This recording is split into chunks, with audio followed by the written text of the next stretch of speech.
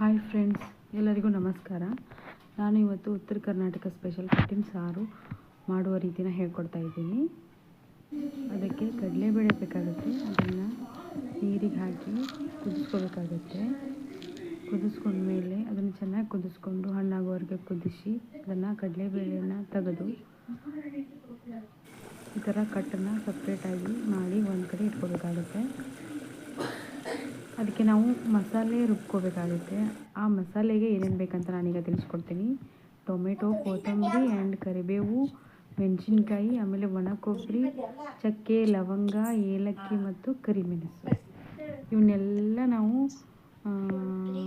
Mixer ಜಾರ್ಗೆ ಹಾಕ್ಕೊಂಡು ಚೆನ್ನಾಗಿ ರುಬ್ಬಿ ಇಟ್ಕೋಬೇಕಾಗುತ್ತೆ. ಅದಕ್ಕೆ ನಾವು ಮಿಕ್ಸಿಗೆ ಎಲ್ಲ ಹಾಕ್ಕೊಳ್ಳೋಣ. ಇನ್ನೊಂದು ಸತಿ ಹೇಳ್ತಾ ಇದ್ದೀನಿ.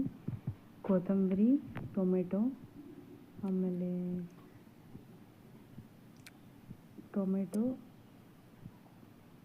ಕರಿಬೇವು ಹಾಕ್ತಾಯಿದ್ದೀನಿ. ಆಮೇಲೆ ಚಕ್ಕೆ, ಲವಂಗ, ಏಲಕ್ಕಿ, ಆಮೇಲೆ ಕರಿಮೆಣಸು, ಆಮೇಲೆ ಒಣ ಕೊಬ್ಬರಿ, ಇದನ್ನೆಲ್ಲ ಹಾಕಬೇಕಾಗುತ್ತೆ.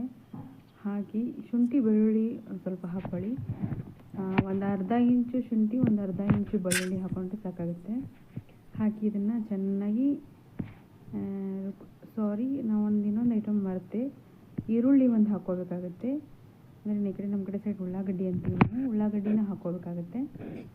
ಉಳ್ಳಾಗಡ್ಡಿನ ಹಾಕಿ ಆಮೇಲೆ ಅದನ್ನು ನಾವು ರುಬ್ಕೋಬೇಕಾಗುತ್ತೆ. ಈ ಥರ ರುಬ್ಬಿ ನಾವು ಸೈಡಲ್ಲಿ ಇಟ್ಕೊಳ್ಳೋಣ. ಈಗ ಒಂದು ಡಬರಿ ಅಥವಾ ಒಂದು ಬಾಣಲೆಗೆ ನಾವು ಎಣ್ಣೆ ಹಾಕ್ಕೋಬೇಕಾಗುತ್ತೆ. ಗ್ಯಾಸ್ ಮೇಲಿಟ್ಟು ನಾವು ಬಾಣಲೆಗೆ ಎಣ್ಣೆ ಹಾಕಿ ಅದು ಸ್ವಲ್ಪ ಕಾದ ನಂತರ ನಾವು ಅದಕ್ಕೆ ಸಾಸಿವೆ ಆ್ಯಂಡ್ ಜೀರಿಗೆನ ಹಾಕ್ಕೋಬೇಕಾಗತ್ತೆ. ಸ್ವಲ್ಪ ಕಾಯಿಲಿ. ಬಿಸಿ ಆದ ತಕ್ಷಣ ನಾವು ಈಗ ನಾನು ಜೀರಿಗೆ ಹಾಕ್ಕೊತಾ ಇದ್ದೀನಿ.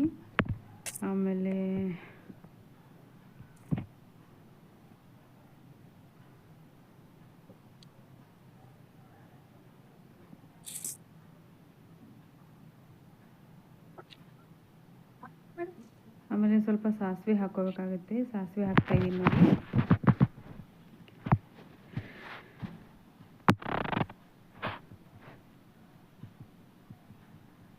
ಸಾಸಿವೆ ಹಾಕೊಂಡ ತಕ್ಷಣ ನಾವೀಗ ಸ್ವಲ್ಪ ಕರಿಬೇವನ್ನ ಹಾಕ್ಕೊಳ್ಳೋಣ. ಹಾಕಿ ಆಮೇಲೆ ನಾವು ರುಬ್ಕೊಂಡಿದ್ದೀವಲ್ಲ ಅದನ್ನು ನಾವು ಹಾಕ್ಕೋಬೇಕಾಗುತ್ತೆ. ಮಸಾಲೆನ ಅದನ್ನು ನಾವೀಗ ಮಸಾಲೆಗೆ ಹಾಕ್ಕೋತಾ ಇದ್ದೀವಿ.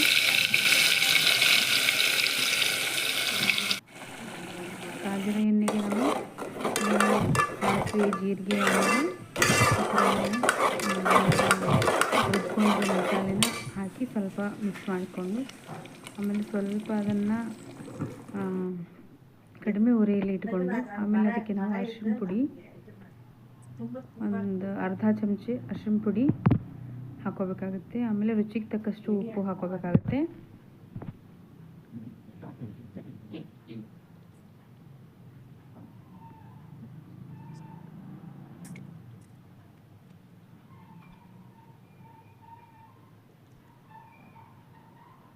ಆಮೇಲೆ ಒಂದು ಅರ್ಧ ಚಮಚದಷ್ಟು ನಾವು ಗರಂ ಮಸಾಲೆ ಹಾಕ್ಕೊತಾ ಇದ್ದೀನಿ. ನಾನು ಪಾಕೆಟ್ ಮಸಾಲೆನ ಹಾಕ್ಕೊತಾ ಇದ್ದೀನಿ. ಪ್ಯಾಕೆಟ್ನಲ್ಲಿ ಸಿಗುತ್ತಲ್ಲ ಮಸಾಲೆ, ಅದನ್ನೇ ಹಾಕ್ಕೊತಾ ಇದ್ದೀನಿ. ಒಂದು ಅರ್ಧ ಚಮಚ ಹಾಕ್ಕೊತಾ ಇದ್ದೀನಿ. ಹಾಕಿ ಮತ್ತೆ ಕಲಿಸ್ತಾ ಇದ್ದೀನಿ ನೋಡಿ. ಈ ಥರ ಕಲಸಿ ಆಮೇಲೆ ನಾವು ಒಂದು ಸ್ವಲ್ಪ ಸಕ್ಕರೆ ಅಥವಾ ಬೆಲ್ಲನ ಹಾಕ್ಕೋಬೇಕಾಗುತ್ತೆ. ಒಂದು ಚಮಚ ಹಾಕ್ಕೊಂಡ್ರೆ ಸಾಕು. ಆಮೇಲೆ ನಾವು ಖಾರದ ಪುಡಿ ಹಾಕ್ಕೋಬೇಕಾಗುತ್ತೆ. ಅಚ್ಚ ಖಾರದ ಪುಡಿ ಹಾಕ್ಕೋಬೇಕಾಗುತ್ತೆ. ಒಂದು 2 ಚಮಚ ಹಾಕ್ಕೊಂಡ್ರೆ ಸಾಕು. ನಮ್ಮ ಖಾರ ಎಷ್ಟು ಬೇಕೋ ಅಷ್ಟು ಹಾಕ್ಕೊಂಡು ನಾವು ಕಲಿಸ್ಕೋಬೇಕಾಗುತ್ತೆ.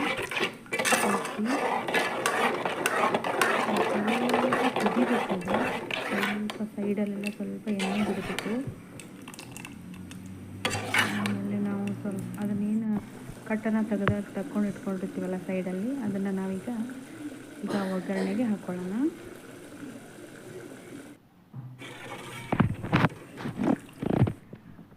ಹಾಕ್ಕೊಂಡು ಅದನ್ನು ಕುದಿಸ್ಬೇಕಾಗುತ್ತೆ.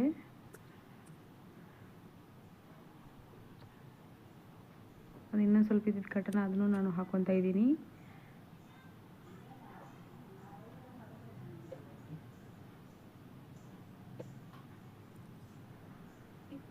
ಹಾಕಿ ಅದನ್ನ ಸ್ವಲ್ಪ ಕುದಿಯೋಕೆ ಬಿಡಬೇಕಾಗುತ್ತೆ ನಾವು ಕುದಿಯೋಕೆ ಬಿಡೋಕ್ಕಾಗುತ್ತೆ. ಈಗ ಲಾಸ್ಟಲ್ಲಿ ನಾವು ಕೊತ್ತಂಬರಿನ ಹಾಕ್ಕೊಳ್ಳೋಣ.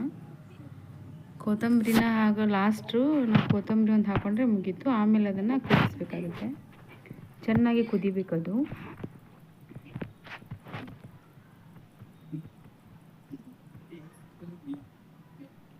ಈ ಥರ ಅದು ಕುದಿಬೇಕು. ಕುದ್ಮೇಲೆ ಈಗ ನಮ್ಮದು ಕಟ್ಟಿನ ಸಾರು ಉತ್ತರ ಕರ್ನಾಟಕ ಸ್ಪೆಷಲ್ ರೆಡಿಯಾಗಿದೆ. ಈಗ ನಾವು ಅದನ್ನು ಒಂದು ಪ್ಲೇಟ್ಗೆ ಅನ್ನ ಹಾಕ್ಕೊಂಡು ಅದಕ್ಕೆ ಸ್ವಲ್ಪ ಸಾರು ಹಾಕ್ಕೊಂಡು ಅಂತ ಇದ್ದರೆ ಎಷ್ಟು ಚೆನ್ನಾಗಿರುತ್ತೆ ಗೊತ್ತಾ. ನೀವು ಒಂದು ಸತಿ ಟ್ರೈ ಮಾಡಿ ನೋಡಿ, ಅದು ರುಚಿ ಹೇಗಿದೆ ಅಂತ ನನಗೆ ಕಮೆಂಟ್ ಮಾಡಿ ತಿಳಿಸಿ. ಈಗ ನಾನು ಒಂದು ಪ್ಲೇಟ್ಗೆ ಆ ಸಾಂಬಾರನ್ನು ಹಾಕ್ಕೊಂಡು ಒಂದು 2ರಿಂದ 2.5 ಸ್ಪೂನ್ ಹಾಕ್ಕೊಂಡು ನಾನೀಗ ತಿಂತಾಯಿದ್ದೀನಿ. ಟೇಸ್ಟ್ ಮಾತ್ರ ಸಖತ್ತಾಗಿದೆ. ಎಲ್ಲರೂ ಟ್ರೈ